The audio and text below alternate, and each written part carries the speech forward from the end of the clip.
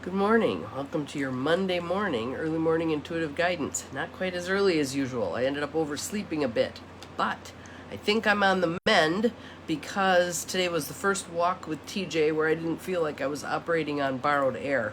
So I think we're getting there. I'm Dr. Bonnie Nussbaum, America's kick-ass coach and psychologist, here with some wisdom for your day. Today coming to you from the Nature Portals deck by Bruce and Carol Malner. And we have a card we've seen recently from this deck, and I really like this card, and I think it's a good reminder. Welcome to whomever just joined me. Glad you are here. Deb, glad you're here. Welcome, welcome. All right, so here's our card for today. Try to get the glare off of it. And our theme is life is the reflection of your thoughts. Life is the reflection of your thoughts. I'm in Wisconsin also. Yay! Awesome. We'll see if we get any of the distant people here today. Good morning, CJ. Happy birthday late to you. Hope you had a wonderful day for your birthday. Welcome, welcome to the other people who are not popping up. I see a number 4, but I don't know who else is here. So, Door County, not that far from me. I'm in Appleton. This is good. This is good. Oh, welcome, welcome to whoever just popped on. Here is our card. And I think you're going to like this one. Life is the reflection of your thoughts. Good morning, Dawnine. Glad you are here. Just as calm water reflects the plants and rocks on the riverbank, there we go, your life reflects your thoughts. If you even hang on to just that concept for this week, I think your mind's going to be blown at how things change. Your mind reflects your life reflects your thoughts. Think of one area of your life. So I'm just going to give you a minute. Think of one area of your life. You could pick work, you could pick health, you could pick spirituality, you could pick relationships. Pick one area of your life. Ask yourself these questions. What thoughts are being reflected here? In the outpicturing of what you actually see and experience, what thoughts are being reflected there? Am I satisfied with the reflection I see? What thoughts could change the reflection? Those are powerful questions. Those are very powerful questions. And really stake the claim that we create our reality. And there will be those of you who stomp your foot and ball up your fists and go, well, I've tried changing my thoughts and it hasn't worked. Oftentimes what's happening there is there's some deeper subconscious thoughts that need to be cleared, changed, purged, however you want to put it, and you need tools to be able to do that. That's why we do the tapping. That's why we do the deep breathing. That's why we do the Psych K stuff. Good morning, Holly. Glad you are here. Welcome, welcome. That's why we engage in those kinds of tools, because they are energy-based methods for change. Good morning, Diane. Welcome, welcome. We have to dive deeper.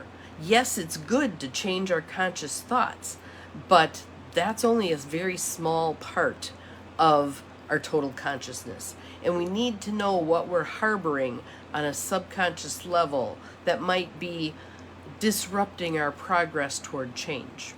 So, here are your questions again. Think of an area of your life and ask yourself these questions.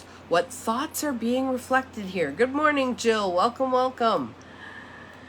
Am I satisfied with the reflection I'm seeing? What thoughts could change the reflection? Really dive into that. And those of you who've been with me for a while, you know your tools. You could do the whole brain posture. You could do tapping. You could do cross crawl. You've got all kinds of tools that you could use to change those subconscious beliefs so that what's being outpictured in your life can begin to change. All right? The quote is by J. Oliver Black. You are what you think, having become what you thought. You are what you think, having become what you thought. Morning, Samantha. Glad you are here. Welcome. So I'm on the mend, you guys. I'm on the mend. So today I said, taking the dog for a walk, I actually felt like I was not on borrowed air. So bye, COVID. I'm done with you. Enough, enough. I'm healthy. I'm staking my claim to that, and in short order, my body will rise to that occasion. So life is the reflection of your thoughts. What do you want reflected? What do you want to have look different than it looks right now? What do you want to augment that already looks great? That's where you want to put some attention. Again, do not spend your precious time focusing on what isn't working, what you don't want, what isn't the way the way you want it to be. That's a waste of your time. And all that's going to do is reinforce that negative stuff. What do you want? Focus your attention there. Pour your heart and soul and your thoughts and your mind there. Okay? So I'm just going to make one up here. Let's say you're trudging along in a job that is not challenging at all. Good morning, Holly. We've got 2 Hollies on today. Yeah, I didn't even have time for thoughts when I was in the middle of COVID. It's so all-consuming. It is not a pleasant illness at all. And I'm hearing that this current version is very catchable, and people are getting it again in rapid succession. So I'm masking heavily at this point because I do not want this again. And I'm fully vaccinated and I felt miserable. So I can't imagine how someone who isn't vaccinated feels when they get this thing, because it is not pretty. So so I will wear my mask. I will focus on health. I will do the things that help me feel healthy and solid and strong, etc. And encourage my father to wear his mask. That's a good thing too. So my thoughts. So let's say I got off the track there. Someone's thoughts. Let's say their job is boring and it hasn't been challenging in a long time, and it doesn't pay them what they're worth, and they don't have the benefits that they would like to have at this point in their life, etc., etc. If they spend their time focusing on that, they get more of the same. If, on the other hand, they spend their time focusing on what they do want, and not from the perspective, I wish I had this, because that puts it in the future, and your subconscious mind, which is the hugest part of your consciousness, doesn't operate in the future. It operates right here, right now. So you begin to practice with things like writing out, I'm so happy and grateful now that, the old Jim Rohn sentence stem, I'm so happy and grateful now that, and you paint the picture for yourself of exactly how your life is going to look, as if it's already accomplished. And then, if you want to really have some fun, do that with somebody. The two of you have a conversation, both of you coming from the perspective of those things are already accomplished. It's really interesting and really fun. So you'll go along for a while. Yep, I just got back from Europe, had a wonderful vacation, we're staying at the summer house, blah, blah, blah, blah, blah. And then you'll hit a wall. And that's where your stuck point is. And then you do some work right there. That's where you do some breathing, some cross crawl, some whole brain postures, some tapping, some whatever your tools are, to get over that hurdle. One of the hurdles I've been working on diligently lately is divorcing money from effort. I was raised in a blue-collar home. Effort equals money. Time equals money. And I need to get rid of that belief system, because there's an upper limit there. There's 24 hours in a day. Can't work more than that. There is only so much energy in a human body. Can't work more than that.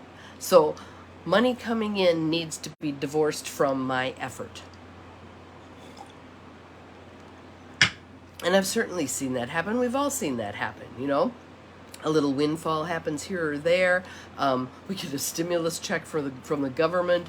Our tax return is bigger than we thought. You know, there's all kinds of ways money, you sell something. There's all kinds of ways money can come in that does not have to be from the sweat of your brow. And that's something I think many of us need to conquer. Again, I would highly recommend the Barbara Stanny books. They are amazing in terms of helping us challenge old beliefs, especially as women earning 50 to 75% of what men earn. And we got to challenge those beliefs and get rid of this crap and put ourselves at the table where we belong.